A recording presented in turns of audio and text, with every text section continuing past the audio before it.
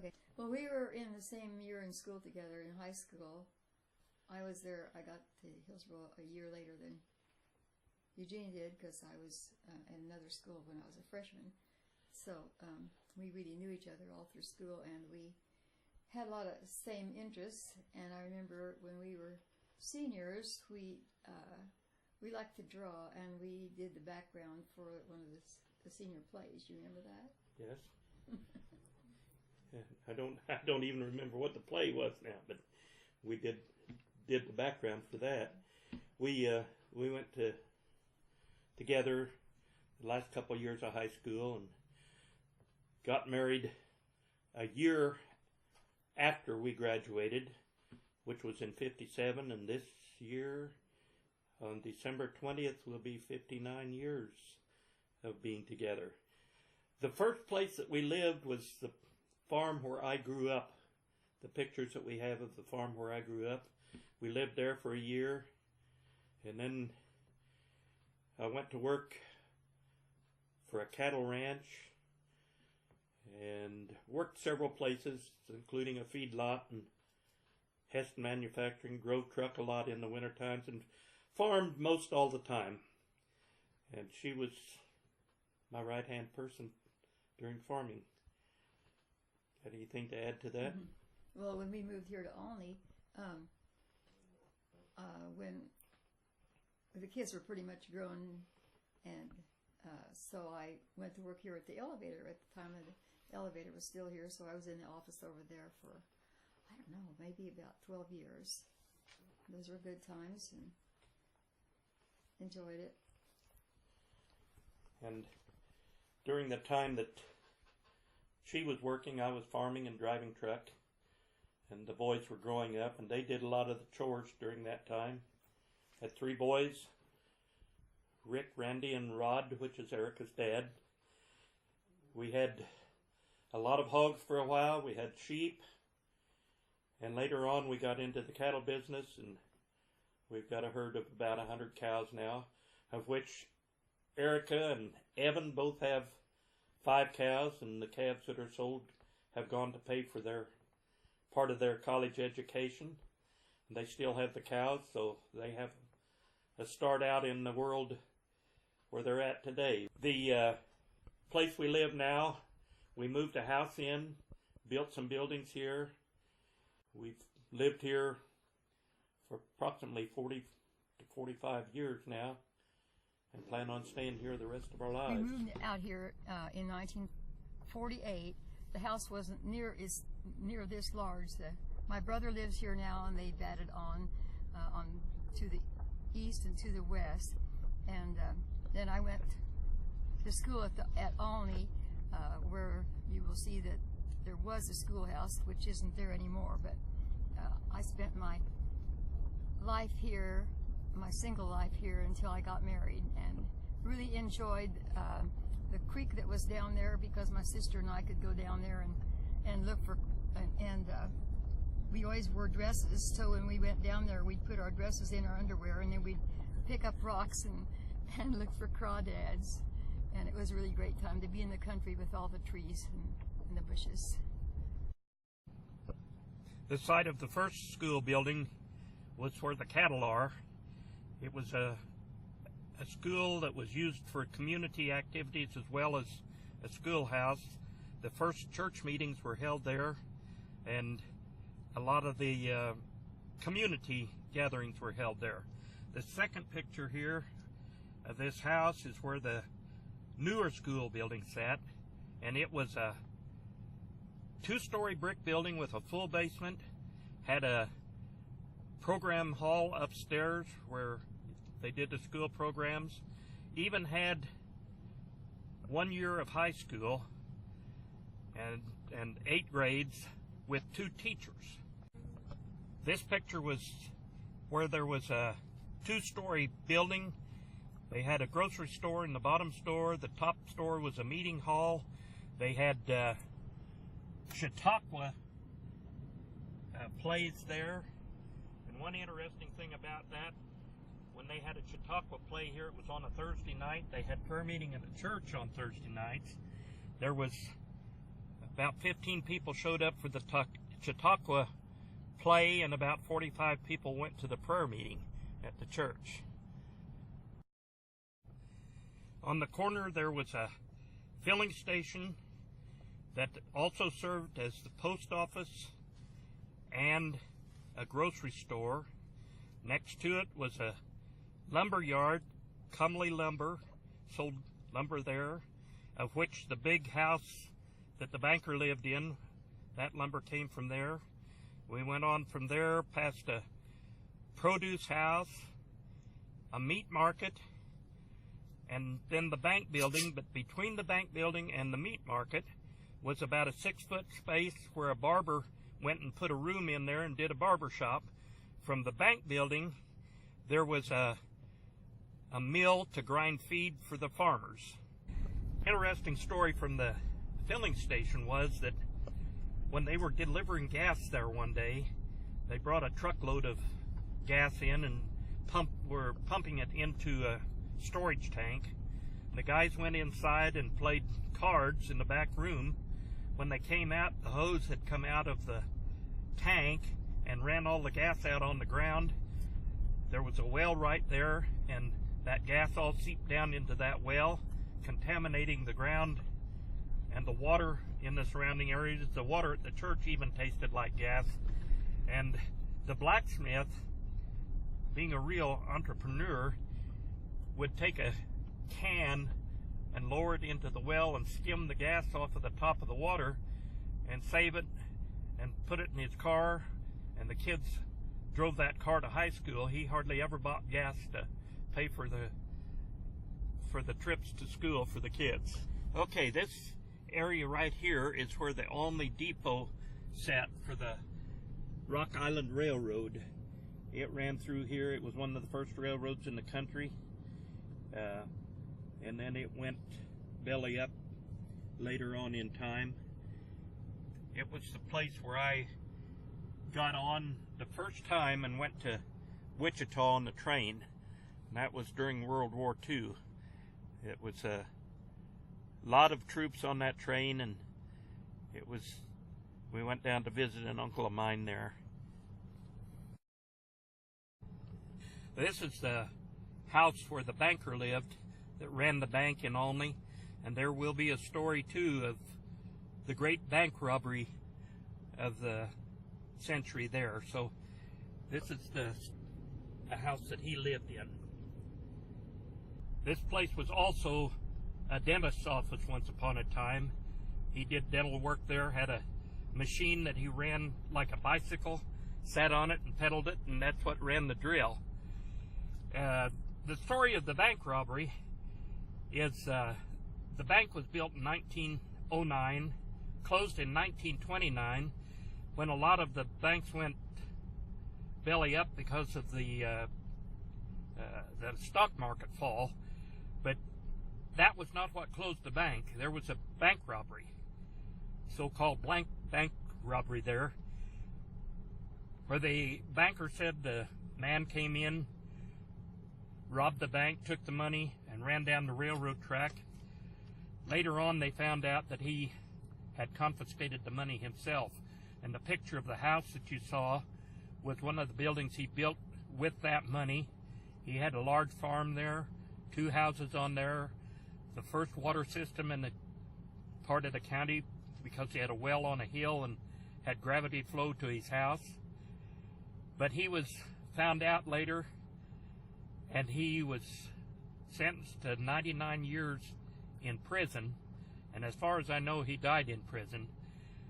But one of the other ironic things of it is that he was one of the founders of the church in Aulne, and possibly some of the money that was used there was money that he had taken from the patrons of the bank.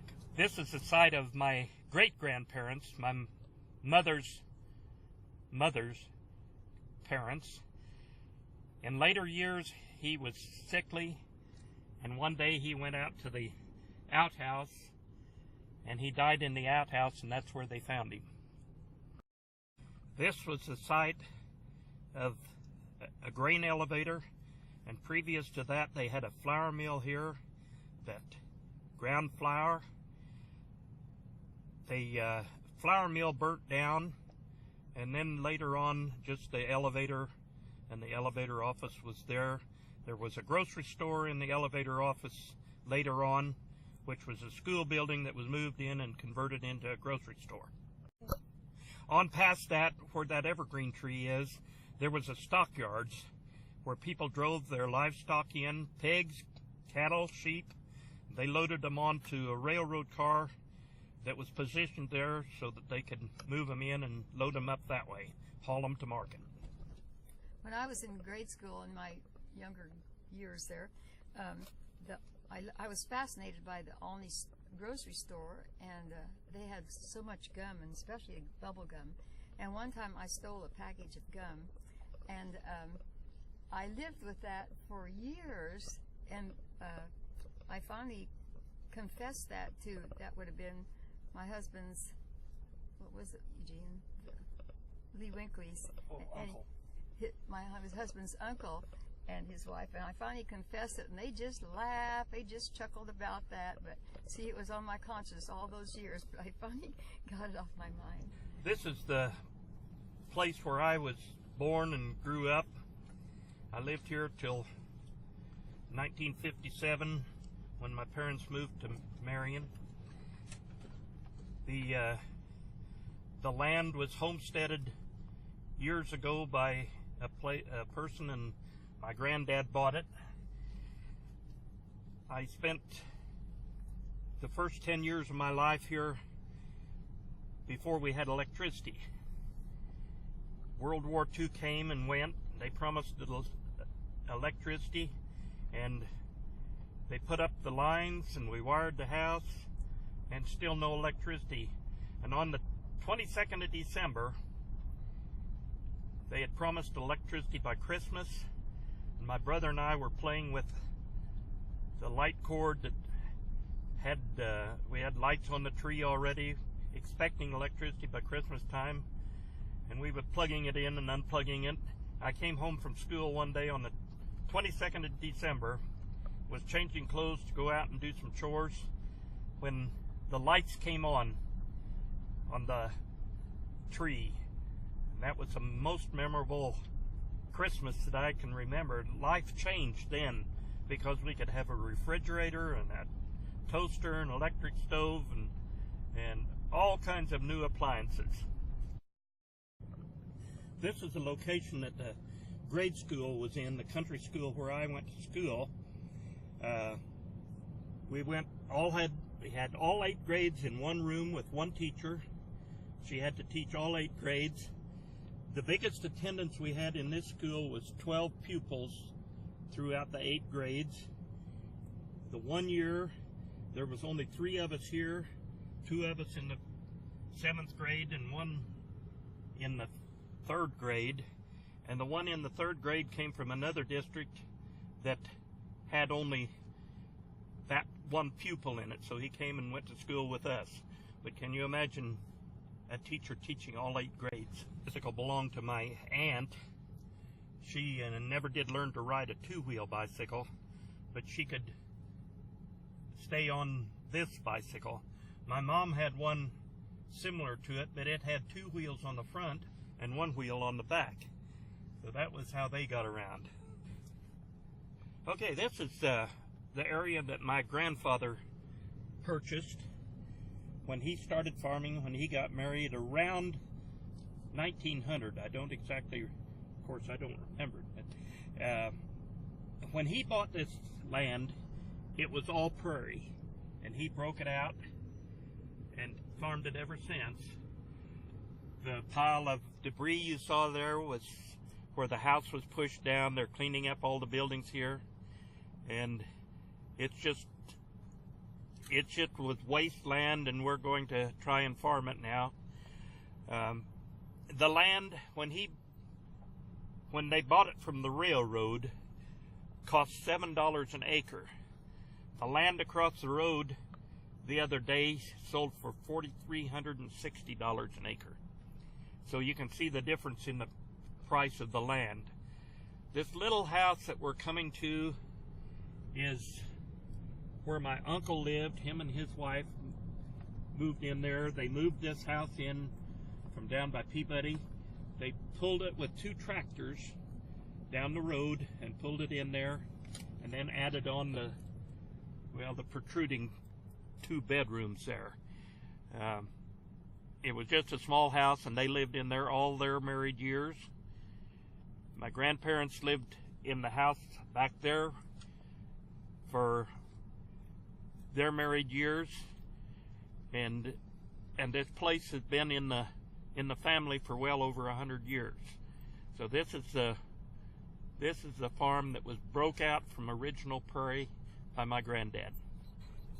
The big building here was the county so-called poor farm.